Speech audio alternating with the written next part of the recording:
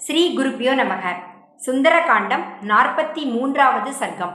அனுமான் லங்கையின் சைத்திய மாளிகையை எரித்த வீர நிகழ்வு. கிங்கரர்களை அழித்த பிறகு அனுமான் சிந்தித்தார், அசோகவனத்தை அழித்தேன், ஆனால் இந்த சைத்திய மாளிகை இன்னும் அழியவில்லையே என்று எண்ணிய அவர் அந்த உயர்ந்த மாளிகையின் மேல் ஏறினார். மேருமலையைப் போல உயர்ந்திருந்த அந்த மாளிகையின் மீது நின்ற அனுமான் உதிக்கும் சூரியனைப் போல பிரகாசித்தார். பின்னர் தனது பராக்கிரமத்தை வெளிப்படுத்த மீண்டும் பேரொலி எழுப்பினார்.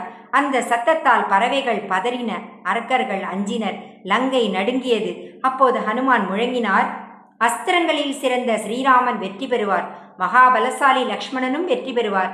மேலும் அவர் கூறினார், நான் கோசல நாட்டின் அரசன், ஸ்ரீராமனின் தாசன். 1000 ராவணர்கள் வந்தாலும் எனக்கு சமம் இல்லை. இதை கேட்ட சைத்திய மாளிகை காவலர்கள் பலவித ஆயுதங்களுடன் அனுமனை சூழ்ந்தனர். ஆனால் வாயுபுத்திரன் அனுமன் அந்த மாளிகையின் பொற்கம்பத்தை பிடித்து சுழற்றினார். அதனால் அங்கே தீப்பற்றி மாளிகை எரியத் தொடங்கியது. அரக்கர்களை அழித்த அனுமான் வானில் நின்றபடி அறிவித்தார், என்னை போன்ற ஆயிரக்கணக்கான வானர வீரர்கள் சுக்ரீவனின் கட்டளைக்கு கீழ் உள்ளனர்.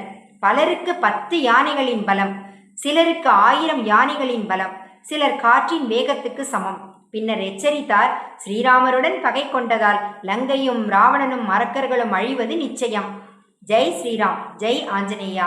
ஸ்ரீராம் ஜெயராம், ஜெய ஜெயராம். 43வது சர்க்கம் நிறைவடைந்தது. 44வது சர்க்கம் நாளை தொடரும்.